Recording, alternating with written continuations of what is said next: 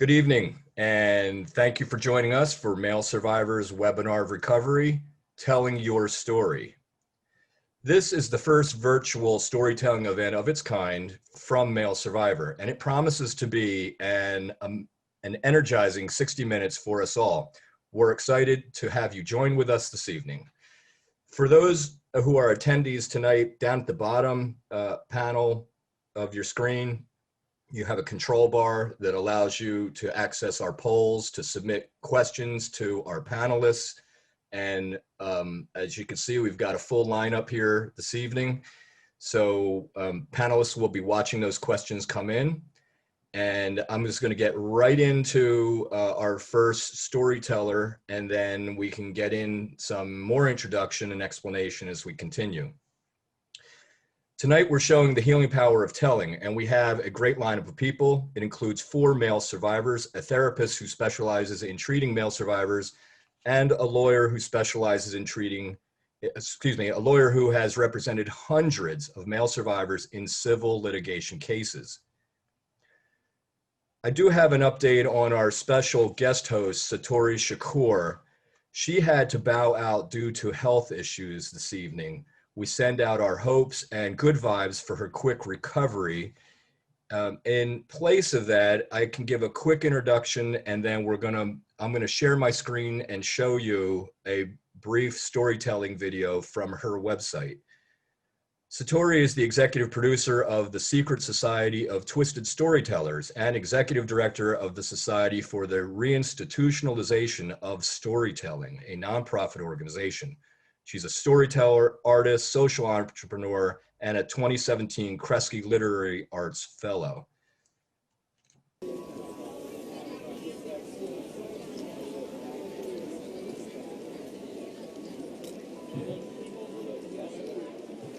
My name is Satori Shakur, and I do a lot of things. I am an artist, I'm a veteran of live performance, and I am a social entrepreneur. I was born in the sweet spot of history, where everybody had the same values, from the President of the United States on down to your city government, which was education was a priority.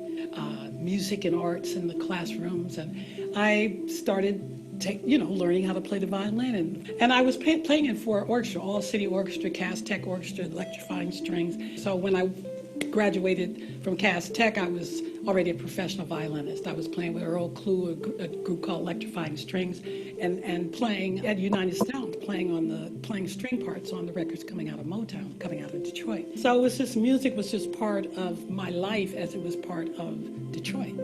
Detroit is a hotbed of ingenuity, creativity, and innovation, and protest.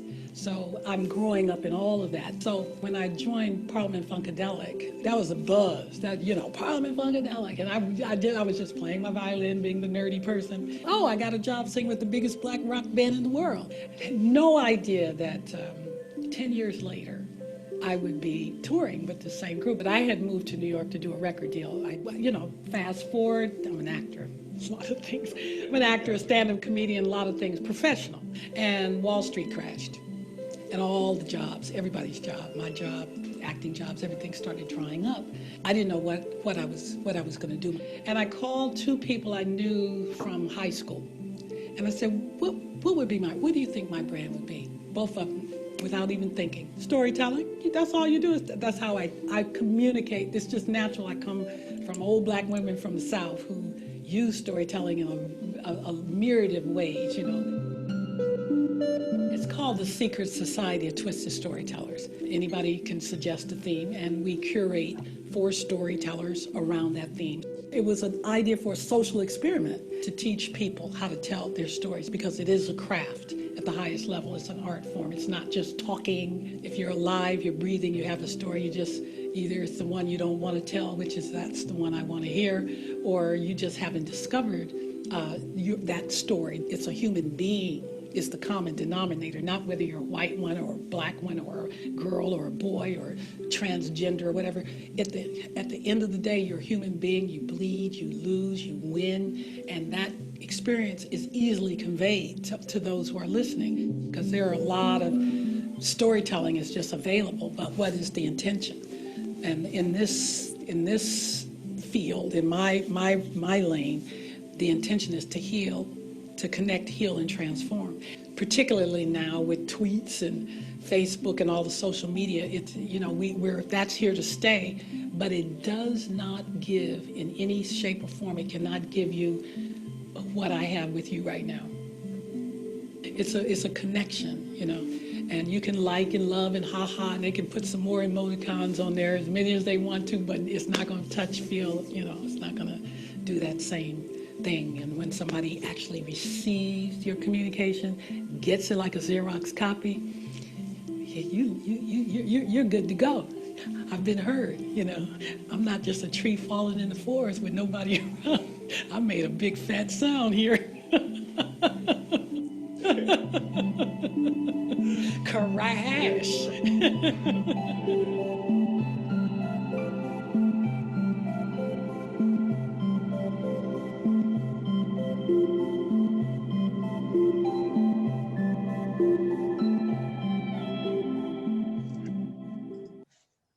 So that was Satori Shakur, executive producer for the Secret Society of Twisted Storytellers. Satori has a global mission to connect humanity, heal, and transform community through the art and crafts of storytelling. I noticed on her website that she considers herself a midwife of storytelling. And that's an interesting way of looking at it and meant something to me.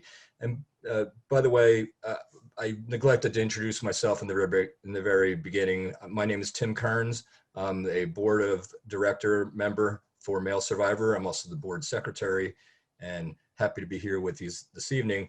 I'm going to introduce my colleague and friend Ken Stockton, also a member of the board of directors, who can tell us more about using storytelling as a healing tool for survivors. Ken. Well, thank you, Tim. And it's wonderful to have this opportunity tonight with my MaleSurvivor colleagues to actually demonstrate the power of storytelling. And it's regretful that we were unable to have a live interaction with Satori, but she's a wonderful human being. And actually, she contributed to my use of storytelling and my brief but illustrious storytelling career. Satori, in her role locally, I live in Ann Arbor, which is not far from Detroit, but she frequently was the host for Moth storytelling events. Many of you may be familiar with the Moth. It's a nonprofit organization in New York City that under the auspices of which at various venues, both in the United States and globally, offer storytelling events, which, you know, it's on a specific theme. Names are pulled out of a hat on that theme, and then people get 5 minutes to tell their stories. And virtually all of the stories that you hear at these events, or many of the stories, are very compelling, you know, and connecting and healing in many ways. So in about 2015, on a lark, I went to the local Moth Story event, and I told my story about having been abused as a little boy back in Trenton, New Jersey. And actually at the Moth events, there's ad hoc teams of voters, and I won that night. Surprisingly, I wasn't one and done. I won that night among 10 storytellers.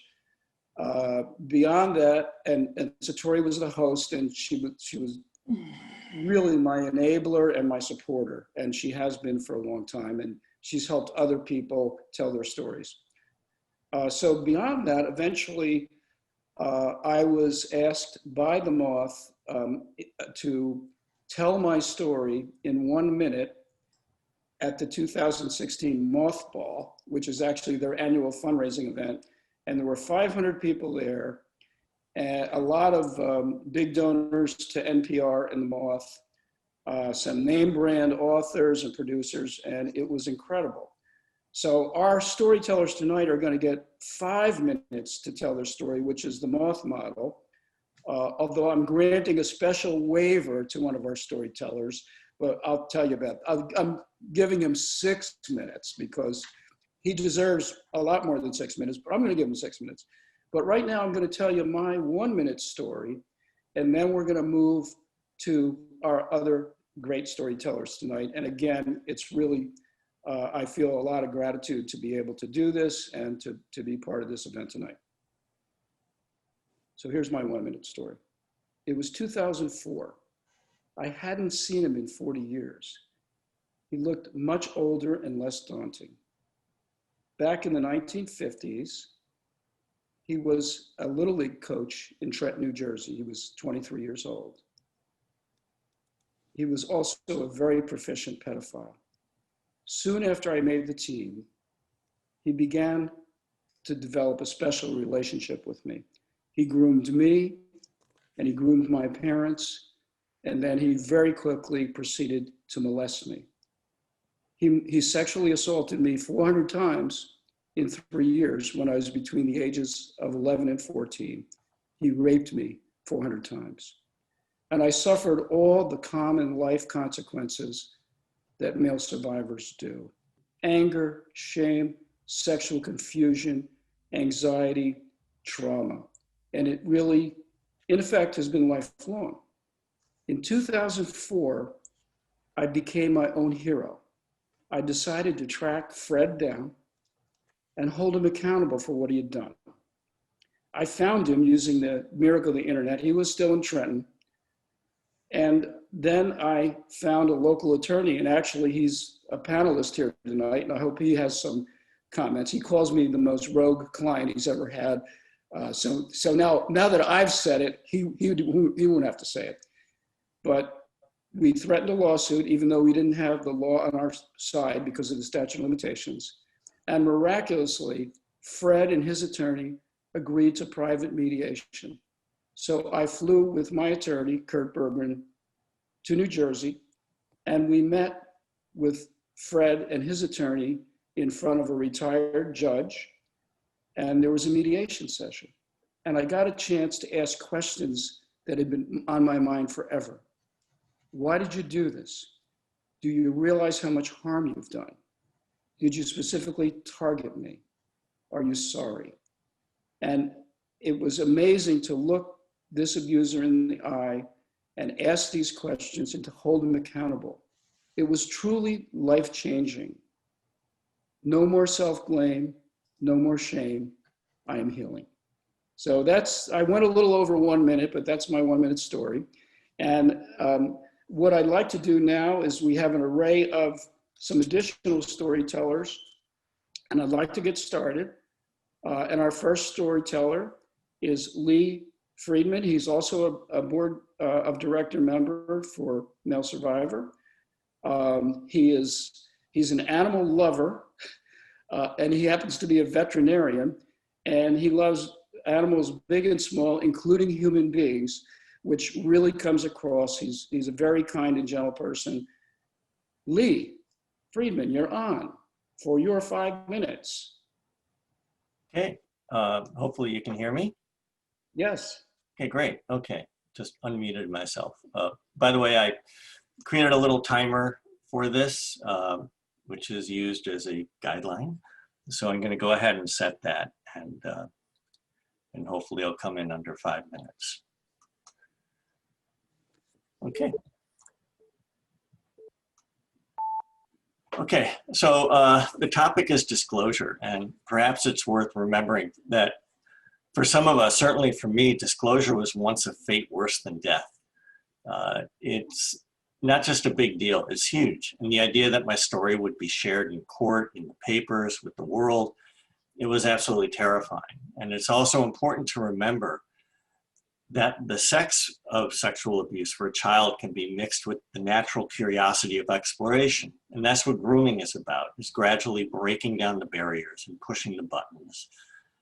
So really it wasn't the sex that was terrifying, but the disclosure of the secret was. Fortunately, or unfortunately, my secret was never disclosed. The adults never saw it. Perhaps they never could have imagined it happened. But my abuser was caught molesting girls in the neighborhood. I happened to be one of the only boys. And when my mom sat me down and told me what he was doing to the girls in the neighborhood, I broke down and cried, feeling cornered, soaked with guilt. The disclosure to her of what he was doing to me was just really very difficult. And I begged her not to tell my dad. And she said she would think about it. And I never knew if she ever did. That was the last time we ever spoke about it. My disclosure ended with a huge question mark that really defined my life ever since. My dad, being a doctor, was considered something of a community leader. He and another neighborhood dad, a coach and an organizer of the youth athletic activities, met with the abuser. And I was not privy to that conversation beyond understanding that they would then decide whether to involve the police or not. And it was determined to let our abuser go with a warning to stay away from the girls. And that plan involved me. My dad told me that this guy who was like a big brother to me needed a good friend to help him through this period. And he actually told me that. And I would later learn that he told my friend, my abuser, that as well, because I had conversations with my abuser later in life. But I was still not sure if my mom ever told my dad what I had spilled to her. And if she hadn't, then his lapse could have been understood. But if she had, as I suspected, then I really thought I might have been being sacrificed to maintain the safety and honor of the other children. And that was a very difficult period for me to try to digest. But still, I took my assignment seriously. I planned out activities, day-long bike rides, and swimming, and 5-3-1 basketball games. And for one sterling week, our efforts actually met, and he was trying as hard as I was. And I was believing in all the magic of my 13 years until his darkness crept back in. And the tsunami of his frustrations just sort of caught up with him. And we just slid right back down into that abyss. I was 13, and I was responsible for carrying his sins. And the weight of my responsibility was beyond what I could or should have done at that point. But I didn't see it that way at that point. I just felt like I was failing. Secretly, I was holding all the secrets and imagining that maybe someday I'd grow into honorable manhood, that my present would become a forgotten past, and that whatever my dad knew or didn't know, I would earn his respect and be the son he was proud of. But he died before I could do that. His last words to me, and I was in my 30s, and he was being wheeled into a surgery that he wouldn't survive. His last words were, "You're a very private person. I wish I got to know you better, but I know you love me." So I was really devastated, and that was what I was left.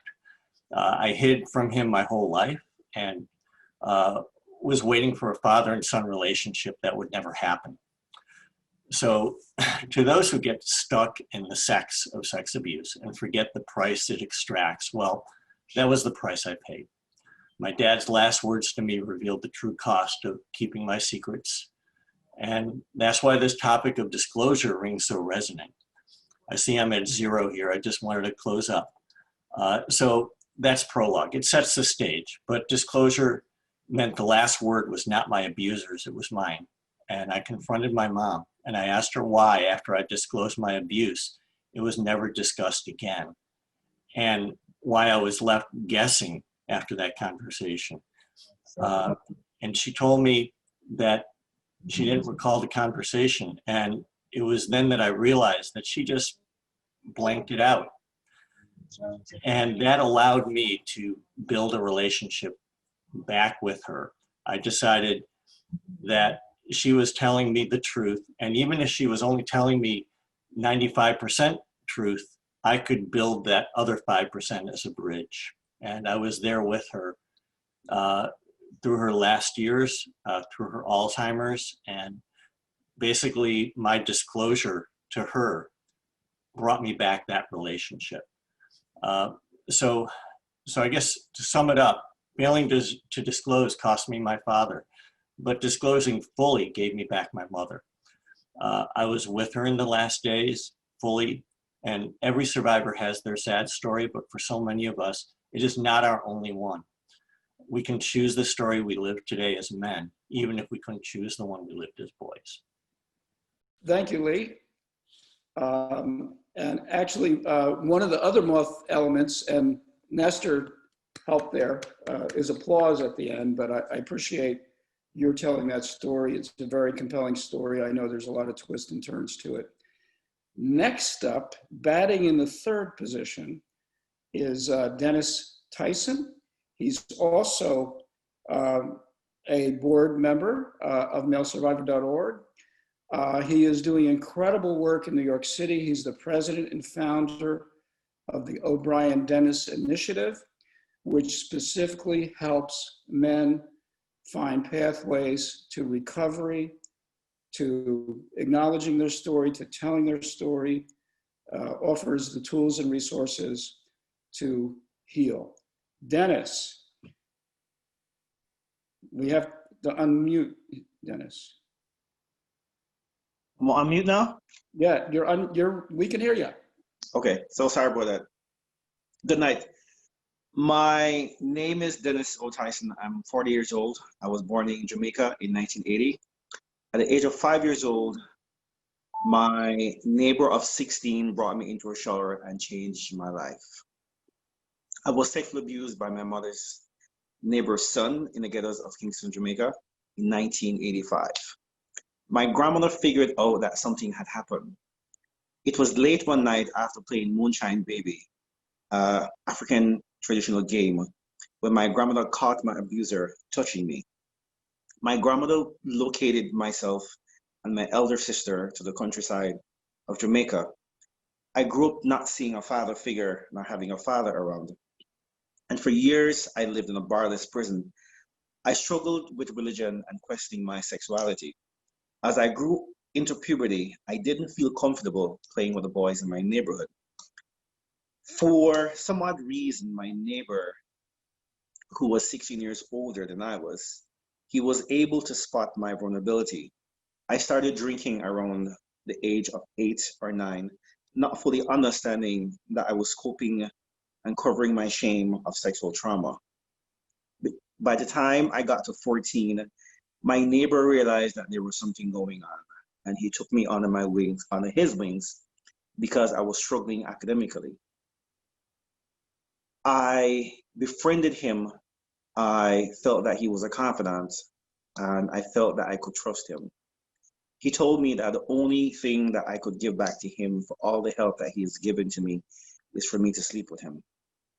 Between the ages of 14 to 16, I felt that as a teenage boy, I was in a full-fledged relationship with a fully grown adult male, not fully understanding or realizing that he was sexually abusing me. I excelled in high school because of him. And because of my excelling in school, I struggled in understanding how could someone help me so much, do so much harm to me. I left at the age of 16 to enter pre-university.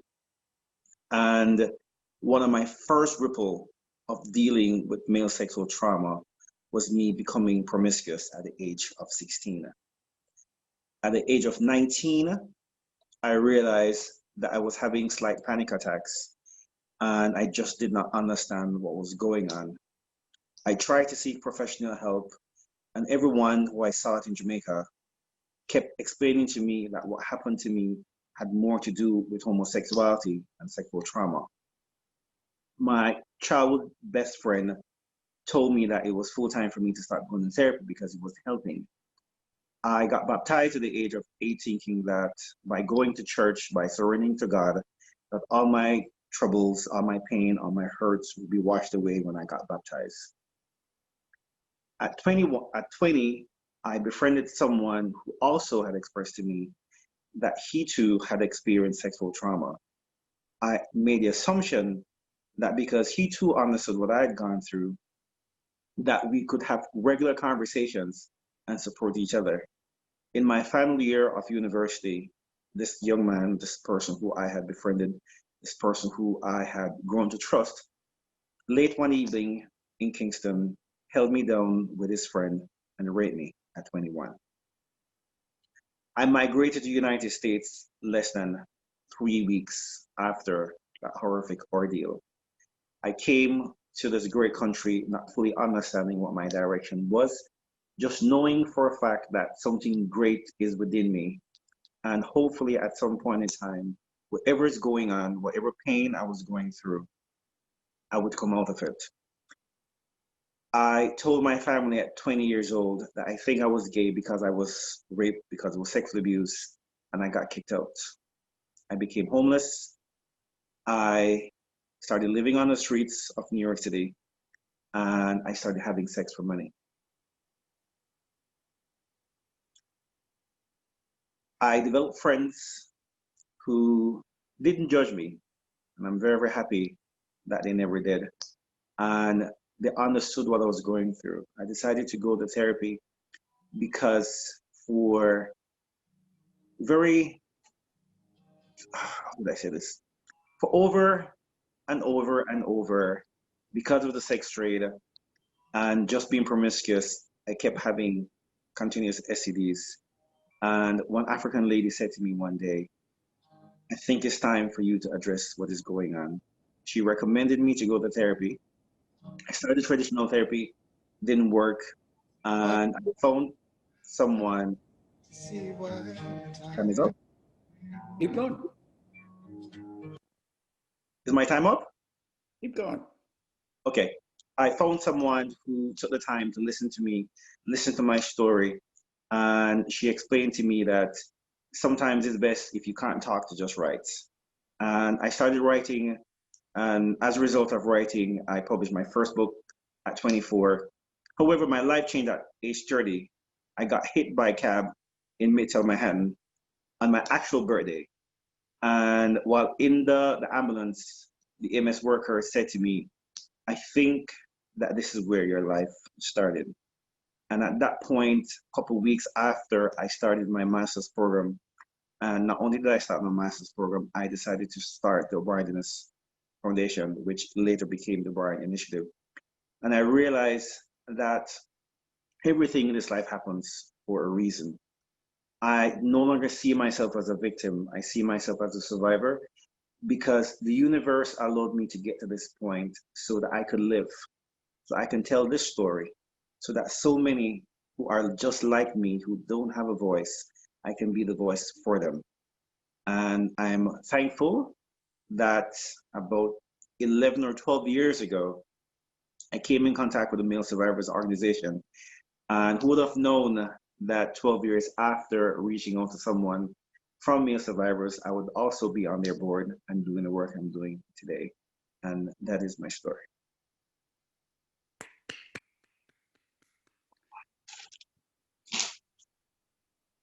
Okay, our next teller is Nestor Gomez. And actually, I met Nestor because he was one of the 1-minute storytellers at the Mothball in 2016. And as it turns out, Nestor is probably the winningest moth storyteller in the country. And there's good reason for it. He's a very compelling, warm storyteller. He's enabled other people to tell their stories. He recently has been sponsoring storytellers about immigration and actually has done this at locations outside of Chicago. He's Chicago-based. Nestor, his story is going to be about 6 minutes. I have heard a version of the story, and it's a very compelling story. Nestor, thank you so much for joining us tonight. Thank you for having me. These stories are just really so wonderful to hear this. Wow. As I was getting ready for this webinar today, I took a shower. I looked at myself in the mirror, and I told myself, you're beautiful. You're beautiful. damn, you're beautiful. The first time that I heard somebody call me beautiful, I was about 8 years old. I was playing dress up with my sister. She was wrapping a towel around my body to form a dress. She looked at me and she said, "You are beautiful." At the moment, my father came into the room and he was really upset. "I don't ever want to see you playing these kind of games again. Men are not supposed to be beautiful. Men are supposed to be manly," my father said.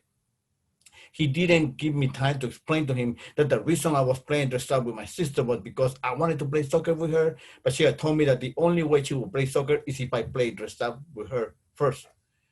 But my father didn't give me time to explain to him. You see, silence was the way that my father and my family dealt with things. My father never had time for me. So a couple of years later, I grew very close to an uncle of mine that was only a few years older than me. My uncle was the one that taught me how to play soccer really well. He taught me how to do origami figures. I love my uncle. He was the big brother that I always wanted to have.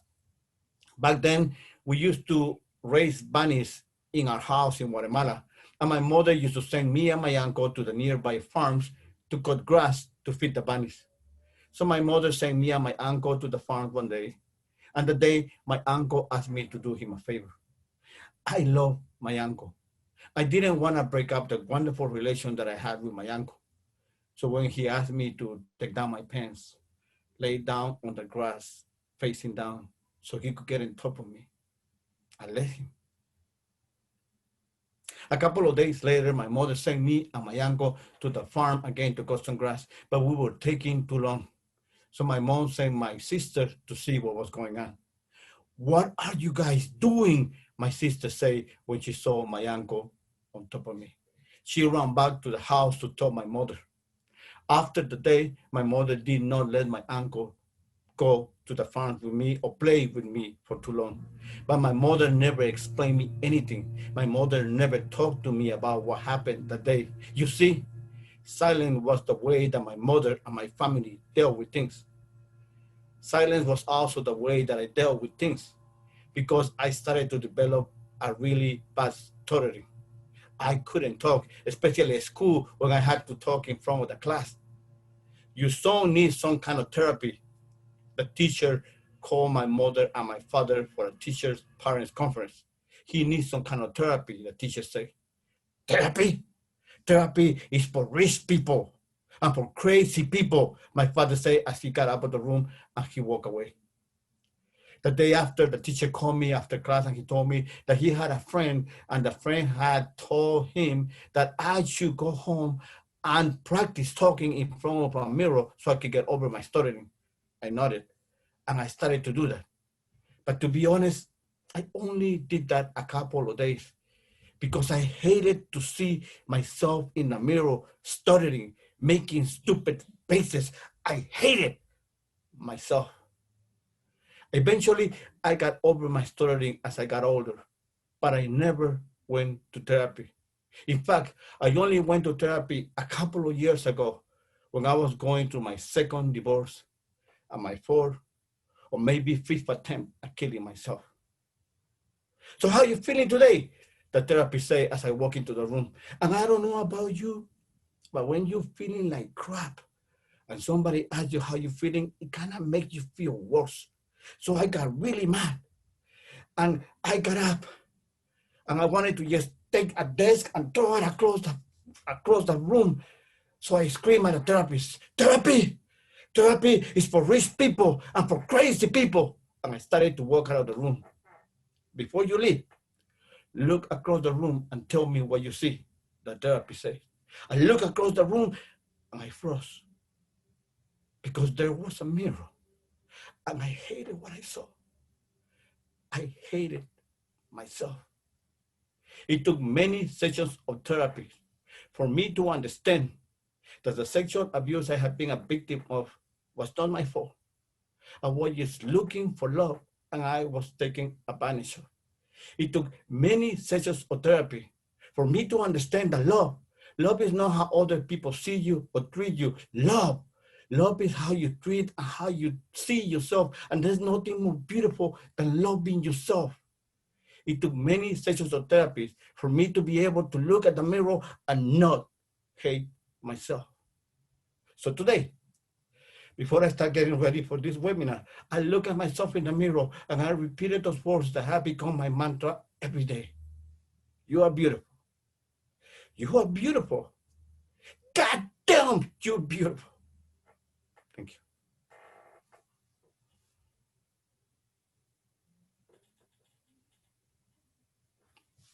Thank you so much, Nestor. It's a wonderful, wonderful story. Thank you so much. And it's a great story of healing and getting to love yourself. Thank you, Nestor.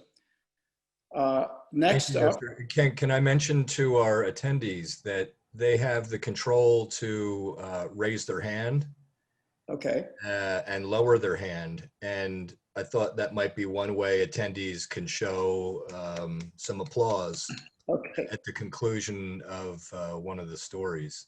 Just a suggestion. There's also the chat feature that people are seeing and using. And also to note for our attendees that there is a Q&A tab down at the bottom. There aren't any questions submitted yet, but you can send us a question to the panelists. Everybody's going to be here throughout the duration of the program, but our program also ends at 9:30, so we're going to keep it moving. Go ahead, Ken. Yeah, we got to keep it going. Next up is Alan Rule. He's based in San Diego. He's a psychotherapist, and one of his key specialties is treating male survivors. And he's also a member of the board of directors for MaleSurvivor. Alan, you're up. I'm the oldest child of an evangelical couple who were married very young, farmers in rural Illinois. And where I grew up, education really was not valued. So I didn't go to college right out of high school. I went into the military instead, which landed me in San Diego. And if you've ever been to rural Illinois, you know San Diego wins in that comparison. But I did one tour in the military, and then I got out and stayed here in San Diego. And I bounced around from job to job, administrative work, bartender, waiter. And then I fell into a claims adjuster job where I stayed for about 15 years. But then as I was approaching my 40th birthday, I found myself sitting at my desk saying, I hate this job. And at that point, I knew I had 25 years left to work. If I stayed in this job, I was going to be a miserable old man. So I really wanted to do something that meant something to me, do something that I loved. So I decided to go back to school. I'd already picked up my bachelor's by that point, but I decided to go back and get my master's in social work and then work towards becoming a psychotherapist. Once I got licensed, I had a friend who was mentoring me. She was also an LCSW. And she said, you need to find a group that you're passionate about working with and do everything you can to make yourself the best in town with that group. So being a gay man, the first thing that popped to my mind was, I want to work with the LGBT community. And then I looked around and realized in San Diego, you cannot swing a Gucci handbag without hitting at least 6 gay therapists working with the community. My other option was working with male survivors, and this is where it really gets interesting. I'm not a survivor myself, but I identify very strongly with the survivor community. Like I said earlier, growing up, I was a gay kid growing up in a religious, evangelical, very conservative, very small community, and I had a secret. I had a secret that I was terrified people were going to learn, because if they learned my secret, they were going to question my manhood. They were going to question whether I was a sexual predator. And they were probably going to reject me.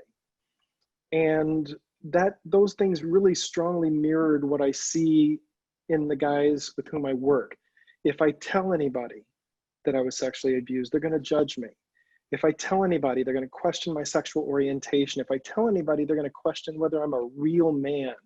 And if I tell anybody, they're going to question whether I'm going to become an abuser because I was abused. when I saw those parallels, my decision was made. And I got to tell you, it has been the most satisfying thing I've ever done in my professional life. When Ken Stockton, who organized this webinar and is moderating, asked me to tell my story, I said, you know, I'm not a survivor. And I was really kind of ambivalent about it because I was very uncomfortable that someone might think I am equating the trauma of growing up gay in small town Illinois with the trauma that the men with whom I work have gone through. But I am not equating that. They are not the same. But I will tell you that that experience helps me connect with the men that I work with. I know the pain. I know the fear of having your secret found out. And I also know how healing it is when you feel accepted.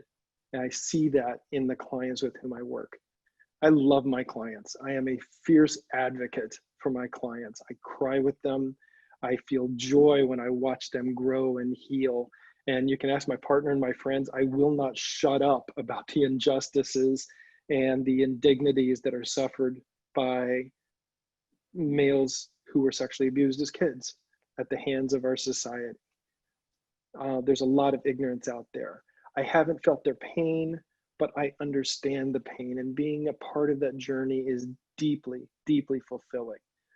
I always tell the guys that I work with, and I'll refer to them as my guys, I tell them, telling your story is the single most healing thing that you can do. And generally with the guys with whom I work, the first time for many of them telling the story is one-on-one with me, but then we move on to telling the story in a group therapy session with a bunch of other survivors. My encouragement for them at that point is to take your story outside. Share your story with the green lights in your life, the people who you know are safe, because every time you tell your story and it's met with acceptance and empathy and love, it becomes a little easier to tell it the next time. And there is amazing healing power in speaking your truth.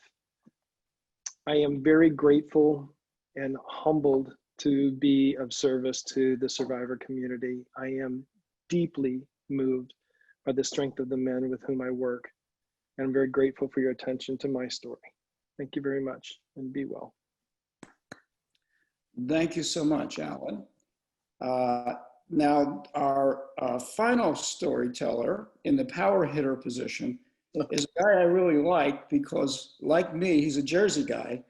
But the real reason I like this guy is because he's been a strong advocate for male survivors. He has served hundreds and hundreds of male survivors in his law practice in civil litigation actions against the abusers and the organizations who enabled these abusers. And he also played a leading role in the major changes in New Jersey's law on statute of limitations, which would enable even a guy my age to go back and hold an organization accountable. With us tonight is Greg Gianfrocoro. He's got his story to tell. Thanks, Ken. I'm going to do a little thing here. I'm going to show you the virtual background. That good-looking guy over my shoulder is me at 11 years old, and my brother, that's me, that's him.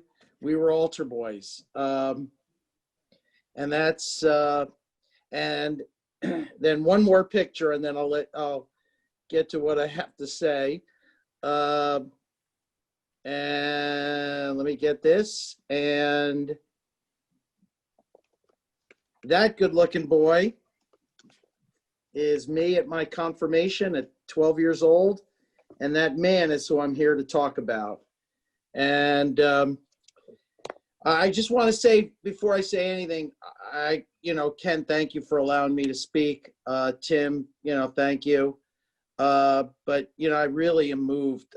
Lee and Nestor and Dennis and Alan, you guys were just amazing. And you're all, including you, Nestor, are really beautiful people. And before you even spoke, I was thinking, what a beautiful person that you all are. So, or what beautiful people. So it's a real honor, and I just want to thank you for being included in this. All right, so I am now 58, and as a 10-year-old boy, shortly after I moved to my new town, a priest arrived at my parish, and that was at St. Joseph's in Mendham, New Jersey. My brother and I became altar boys, but the Sunday prior to the priest's arrival, he had put an ad in the bulletin that he was looking for altar boys. And of course, that Saturday morning, my brother and I, my mother brought us to the church and dropped us off, and there were about 20 or so other kids there, other boys there. And they were all at altar boy practice too. And the priest that was coming to the church was that priest who's over my shoulder there, and that was James Hanley. And when he left, when I got there, I was 10. When he left, I was 20, and I was in college. But I grew up like some of the, like a lot of the survivors of Catholic priest sexual abuse. I grew up, I loved the church. I was honored to be a Catholic, and I went to church. I even went to church the day before I went to college. I went to the church the day before I started law school, and I even got engaged at the church. So the church was a big part of my life. But in December of 1995, my best friend's younger brother called my office, left a message. And all it said was Hanley. And I suspected what he was calling about. He asked me if I could represent him, and I said that because he'd been dumped by his other lawyer. So when I brought up the subject to my wife, who was my paralegal at the time, she said that she did not want to take the case because she didn't want to go to hell suing the Catholic Church. I responded that I became a lawyer because I wanted to help people. And if I couldn't help one of my best friend's younger brothers, then why did I become a lawyer? She ultimately agreed, and we took the case and we settled the case in January of 1999. Now, I use those dates because in 2002, when the Boston scandal erupted, many of my friends who were former Hanley survivors were getting together, and they suggested that a lawyer come. And a lot of them didn't trust lawyers, but when they heard, well, how about if Greg Gianfrancaro comes, and we all grew up together, they said, great, because we all knew each other, played Little League, served as altar boys, went on altar boy trips together. And one by one, they began approaching me, and because I'd settled one of the cases, they figured that I'd be able to help them. And I did think I could, but I thought that it would be a situation where I'd have a couple cases and then settle them, and then just go back to doing what I do, including automobile accidents, which means I talk to claims adjusters like Alan used to be. And that's really what I thought my life was going to be. And that was over 18 years ago. And I couldn't even fathom at that time that representing sexual abuse survivors and such courageous people like yourselves would take over my practice as well as my life. As Ken said, to date, I've settled well over 250 abuse cases.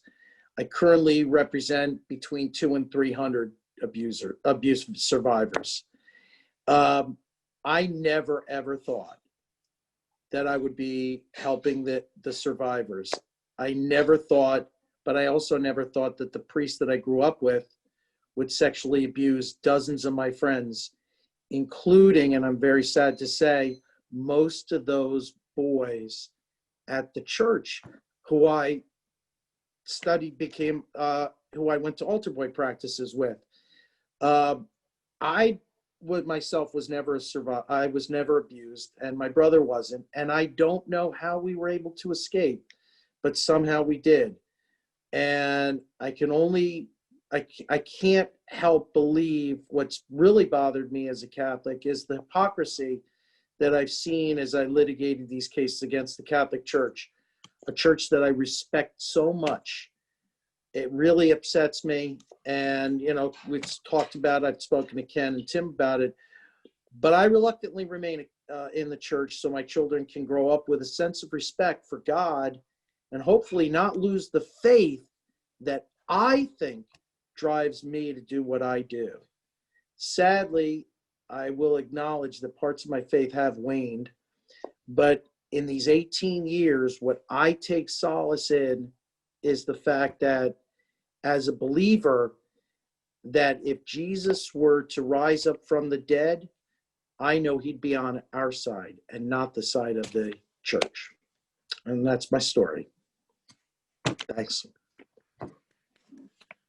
Thank you, Greg. Thanks, Ken. Boy, we took up a lot more time than I anticipated, but hopefully Sorry. we have time for some comments in the next few minutes. And I'm going to turn the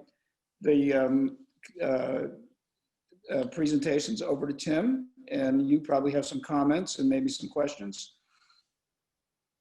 Thank you, Ken, and thank you to all of our storytellers this evening. It's an emotional roller coaster, each and every one of them, to hear your story, to not be surprised by it, because I can relate to so much personally. So thank you to everybody who had the courage to do that.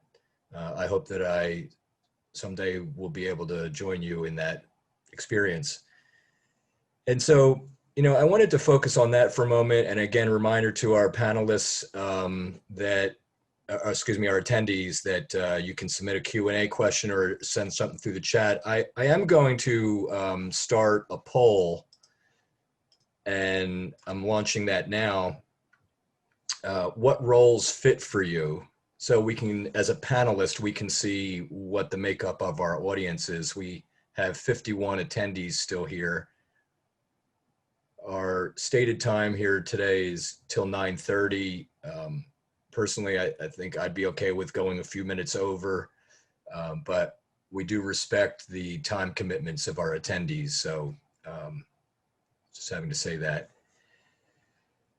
74% have voted. And so I want to get the discussion, I guess, focused on healing. And because our premise with the webinar this evening is to use storytelling as a healing tool. And another attendee has already submitted a question asking, and I'm going to end the polling and reveal the results. One of our attendees had asked, what does healing look like? They're new in the recovery process. And so I guess I would like to have one of the panelists, or see what panelists would like to share about what healing looks like for them in the context of being a storyteller. And there's our poll results. 72% male survivors, 26% therapist counselors. Okay. So to our panelists, remember to unmute if you want to comment. What is your thoughts on that? What is the healing benefit to you of being a storyteller? I can answer that quickly. I would say for me, even telling a story to yourself or to your therapist or to your partner or to your household, what is amazing about it, and I think a lot of us pointed to it tonight, is the incredible amount of empathy and compassion that you get. You get affirmation. You have connection. And I think it helps. All those things are helpful to have people respond in a positive way to a story that is often so hard to tell, even to yourself. And, you know, sometimes, I mean, maybe we think that it's going to lead to more shame, or it's going to lead being blamed for what happened to you, but that hasn't been my experience at all. So I would say that for me has been the nature of the healing process of storytelling. Mm-hmm. Thank you, Ken. Nestor. Yeah, I think I will have to add that it's a channeling, it's a way to channel our emotions. Instead of going to drugs and alcohol and sex, which of course I did, again, I think most of our panelists did. In one way or another, we found ways to cope with what we had. I think it's a way that it's a healthier way to cope with our emotions and to communicate what is inside us. So Nestor, is healing for you to process your emotions? Yes, because if you don't talk about it, you remain on a silence. The healing factor of it is very difficult to reach. That's why therapy is so important. That's why talking about what happened is important. That's why communicating and expressing our feelings is so important. Mm-hmm. Thank you, Nestor. And for any of our panelists that were first-time storytellers here tonight, how do you reflect on that question?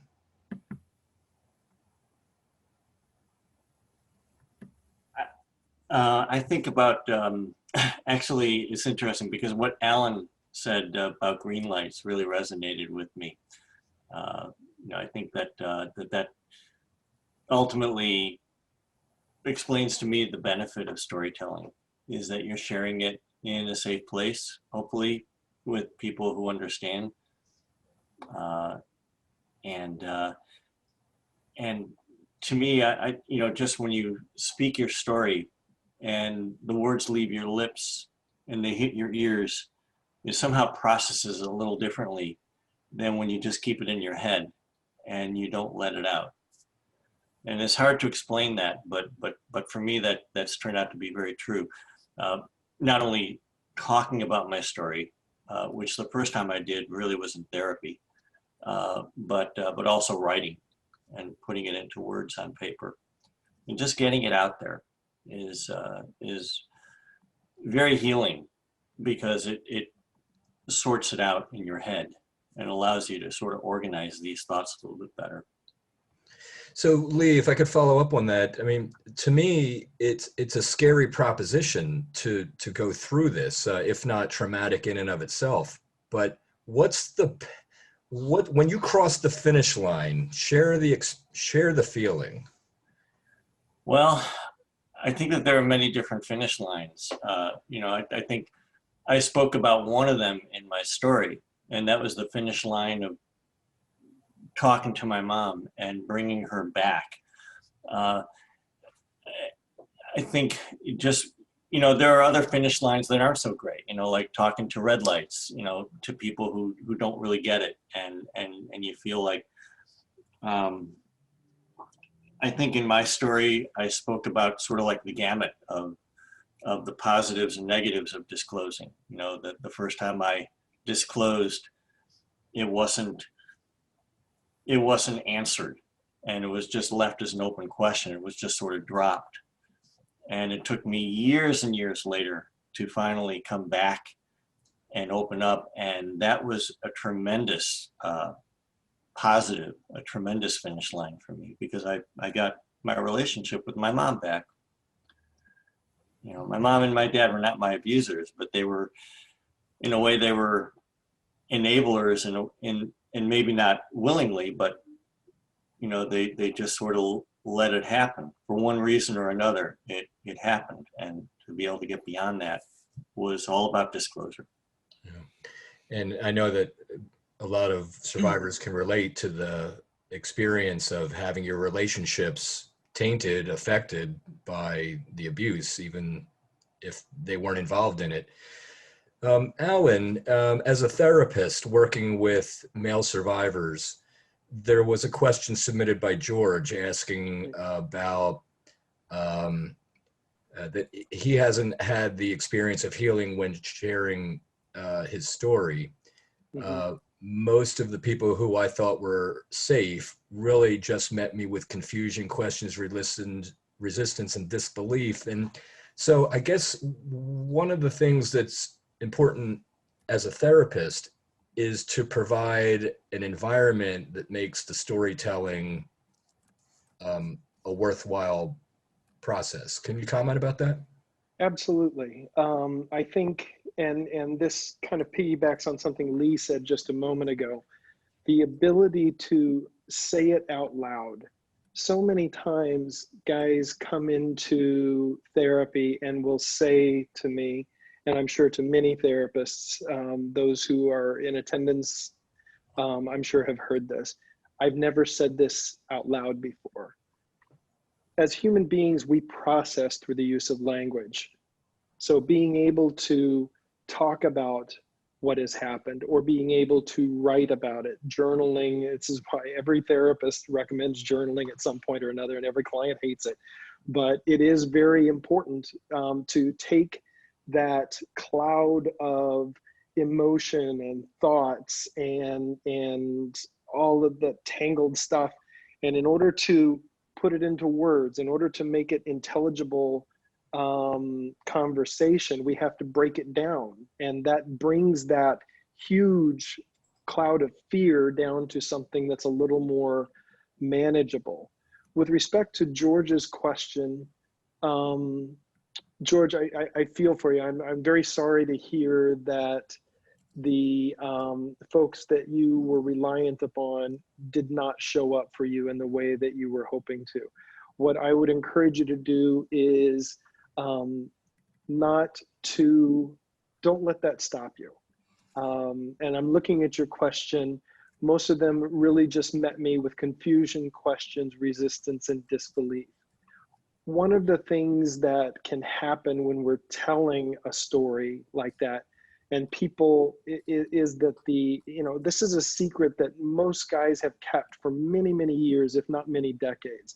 So their guard is very high up, and one of the things to be careful about is not to misinterpret someone's questions or someone's confusion as rejection, because you're telling them something that they probably did not expect to hear. So they're going to be surprised. People who have not been abused, I hear it from clients all the time, have a very clumsy way in many cases of responding. They don't know what to say. So it may come across as disbelieving. It may come across as resistance because they're uncomfortable. They don't know, how do I attend to this person that I love that has just shown up with something that I don't know how to deal with. If it's not overtly difficult for you, I would encourage you to if you feel safe enough, to try to re-engage and answer their questions, clarify the confusion, ask them about the resistance. This seemed uncomfortable when I raised this for you. And, work on a mutual exploration and allow them to show up for you in a way that is not as uncomfortable for them as it is for you, but it is very uncomfortable. Yeah. Thank you, Alan. And Alan, I guess it would be okay for other therapists and pastors who are part of our attendees tonight to reach out to you for Absolutely. any other ideas about working with survivors in this way. Absolutely. And Happy to also, I help. wanted to mention to our attendees that may or may not be aware, MaleSurvivor's website has a very robust and excellent forum with 14,000 members, a 500,000 different messages that have been placed in some 80,000 different topics. And so you can try to get some experience sharing your story through written word, which many of us have done, and we encourage you to do that. Go to MaleSurvivor.com and look for the forum and the chat site that also allows to do that. Nathan just popped that URL up, and when you leave this webinar, you'll be referred to a survey. Following the survey, there will be a link to the forum, and you can check it out for yourselves. Tim? Yeah. .org?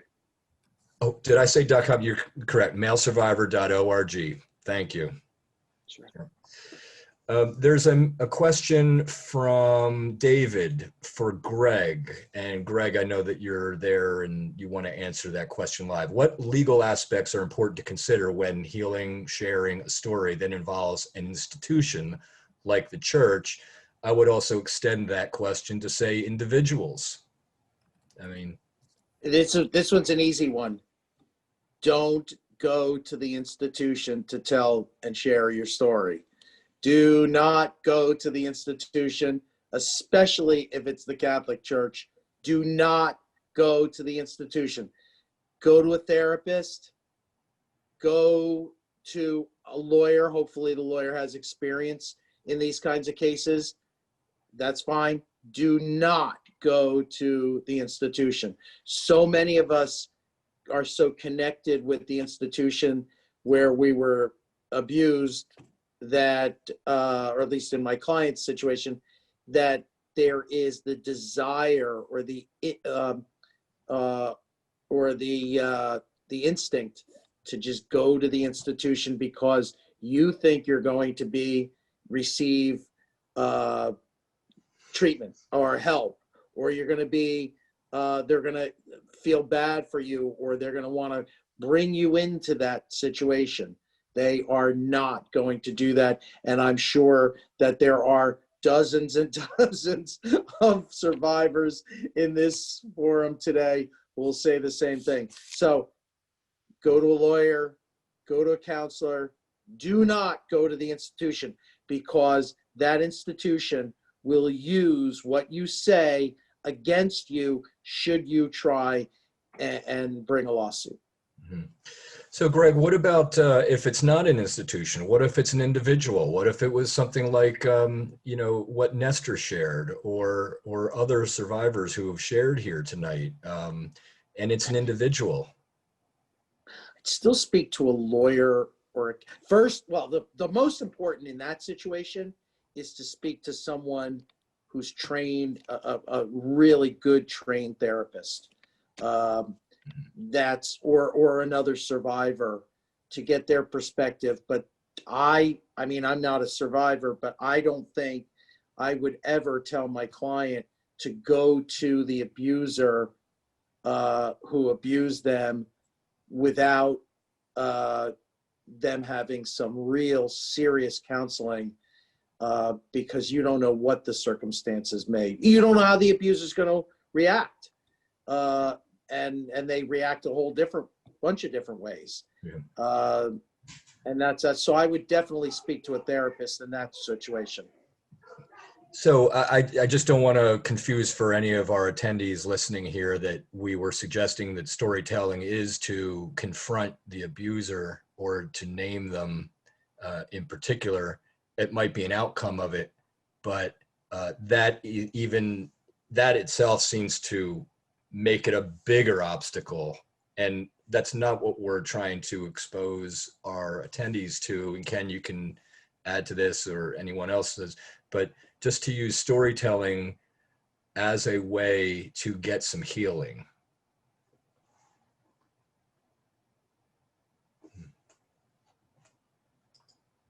Yeah, I think storytelling is more about sharing with the green lights. I mean, to borrow Alan's phrase again, you know, just you know, it's not really a pathway to litigation or anything like that. To me, it's just about healing, and that means sharing with people who are going to listen to you and understand, not for any other gain than just for that kind of support. Right. Thanks, Lee. I would go ahead, Ken. So I was going to say, we have, first of all, these stories were so compelling and much longer than I expected, but we do have 3 panelists here who haven't had an opportunity to share with us. Murray Shane, who's the president of MaleSurvivor, is with us. We have Doug Tinder, who is also a board member. And we also have my wonderful attorney from Ann Arbor, Kurt Berggren, who's sitting there kind of stone-faced, but he's a guy who helped me with my healing. And actually, one of the things I tell my friends and associates is that Kurt Bergman saved my life. And also they're kind of shocked that an attorney saved my life. And it's really true. And actually, to some extent, telling my story has saved my life. And in effect, I think Satori has helped save my life.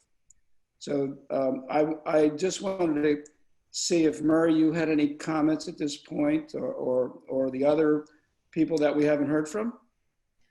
Yeah, I have, obviously, I'm a psychiatrist and have treated quite a few survivors, and being a survivor myself, but I've always been interested in the neurobehavioral, neurophysiology, whatever, of talk therapy. And I think and I think Lee kind of actually stated it, is that telling your story is not just revealing it, it's you are now a person removed from time experience from that trauma. And when you're telling it, you are also hearing it, listening to it. And so you're listening to your own story as a different person who experienced it. And every time you do that, you're also, even if you're in the same room with the same therapist, but each time you tell it, you're also aware of how the other person is hearing it, whether they actually comment or just you can feel it. It's called transference or countertransference, whatever it is. And I think that that's one of the powers of storytelling, is that it gets re-edited emotionally, not so much in the facts, but in the experience. It gets changed just in telling the story. And that's basically what I sum up my thought about it. Thanks, Murray. Doug. Yeah, I'll just make one quick comment. Yeah, I'm a survivor as well, and telling the story is a big healing part of what I do, and I do it locally here. And I guess as those that are looking to tell the story the first time, what I learned quickly is, one, I needed to build, a network, a family that would support me as I started this journey. But the other thing too is baby steps. The first time you want to tell somebody, whoever that may be, if that's a spouse, a close friend, you don't have to tell them everything the first time. It is a lot to absorb. If you think, for many of us, we had decades to try and process that in our heads. And something that worked very effective for me was pretty simple, was, hey, I just want to let you know I'm in therapy right now, and this is why I was abused as a kid, and left it at that. And it was kind of a way to break the ice, and, to be honest, also test the waters of how well these individuals that I'm sharing with, how well that's received and what I can count on. So it was very effective me to then gradually graduate to more and more information at my own speed, but just admitting that something happened was the big first step. So.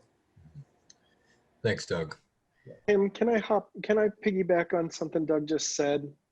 I think it's very important for folks who are getting ready to tell their story for the first time that they recognize that they have control over the telling of the story, that it is perfectly acceptable and appropriate for them to tell as little or as much as they want.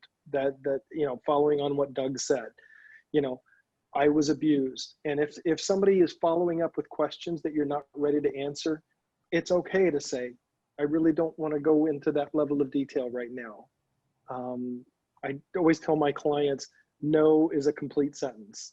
If somebody wants to know why, no, I'm this is my story, and I'll do it in my time. Mm-hmm. Yeah, it's a good point, Alan. Kurt, how are you this evening?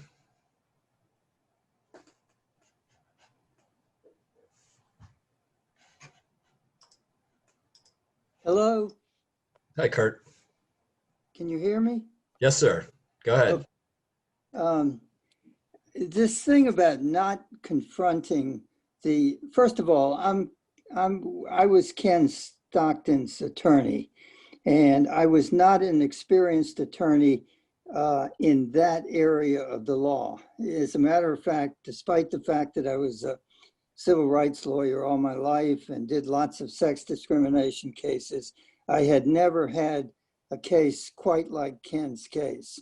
But I was delighted to take it, even after he told me hundreds of lawyers had turned him down because of an impossible statute of limitations problem. That challenged me more.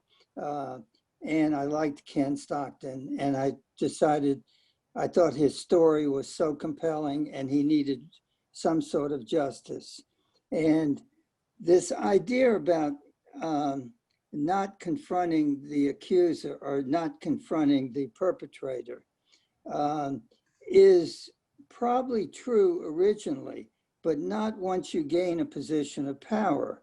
And what happened in our case was we threatened a lawsuit and we scared the hell out of the other guy and his lawyer. And so they said, will you take arbitration?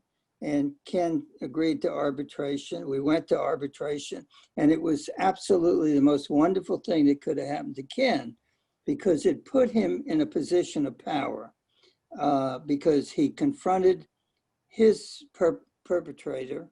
And it was wonderful to see. I felt like I was a great therapist, actually. I had become a therapist through this case. But at any rate, we had this all day long mediation, and Ken actually got to deal with Freddie the Perp, and he just was magnificent. And he got so much out of him, and we ended up with all sorts of good things happening as a result of that. And the best thing that happened was Ken really had good karma afterwards. And it was a great experience. So if you do confront, you want to confront from a position of power. And we had the power in that mediation. Okay? Yeah. Ken, do you want to follow up? Although we had the power, but one famous quote from Kurt is, and I think he's told some of his colleagues in law, that I was the most rogue client he's ever had. So, which I was happy to be, but also Kurt was probably well suited to do this, and an incredible person. And even though he denies it when I say it, he did save my life. Thank you, Kurt. So I just want to try to bring this back to a settled position. We've gone 20 minutes longer than our stated time, and we still have dozens of attendees who are still here and listening. And by the way, this will be put up to our YouTube channel. So if you are not already following MaleSurvivor on YouTube, please do it. Nathan has been sending out some links in the chat. I don't know if that was one of them. I definitely saw the forum. I saw the topic in the forum that deals with tonight's webinar. And one of our overriding goals in all of these is to just help to develop the connections, that we can't solve everything in an hour and a half. We don't try to, but if you can see the number of people that have come to this experience tonight, then you see how many people are committed, and we're all open and willing to continue the dialogue beyond this here tonight. So let's just see if we can let everyone have an opportunity to get their voice into the room before we close it up.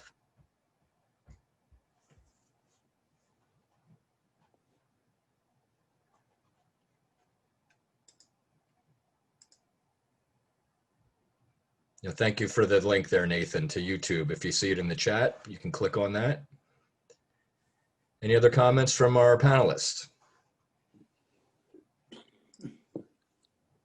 I want to thank everybody for coming thank the other panelists for telling their story. it is, I don't think we can overestimate the power of speaking out. One of my clients frequently uses the phrase, speaking your truth. And that there is such power in that, because that's really what's happening. The survivors standing up and saying, this is what's really happened. And there is a huge power in taking that back. So I encourage guys to pursue that path in whatever way suits them. Thanks, Alan. Especially for our guests not associated with MaleSurvivor on the board, giving another opportunity to have a final word.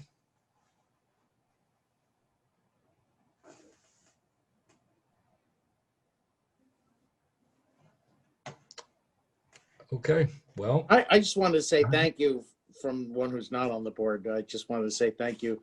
It was really an honor to be involved with you guys and hear all these great stories. Thank you, Greg. It means a lot that you're involved, and you know that. I speak that from the bottom of my heart, because I've known you a number of years now. Yep. Thanks. Thanks, Ken. Well, Ken, how do we do? I think it was a pretty successful night, and I am glad that we could welcome so many participants to be here. I'm certain that we will have other events similar to this that are compelling and energizing and connecting and healing for the MaleSurvivor community. And I am grateful to be part of this community and part of MaleSurvivor.org. And again, visit our website for those who want to get more information, our YouTube channel, and you can get involved in the discussion forum or the chat rooms. And we will be providing some post-event information about, especially about the storytellers who have their own websites, so you can learn more about Nestor, you can learn more about Greg, Alan Rule. You can check out his website and practice. Dennis for the O'Brien Dennis Initiative, which is an amazing place. So there'll be an opportunity to learn more, so I'm grateful for the people who told tonight, and the people who are here tonight, and the people who watched and listened. Thank you. And thank you, Ken, for all your hard work in helping to organize today's schedule. Thank you. So to our attendees, you can wave your hand one last time before we go. There we go. We'll post this onto YouTube for anyone else to watch it again or to share with others. And thank you for being part of the webinar tonight. Goodbye. Good night, everybody.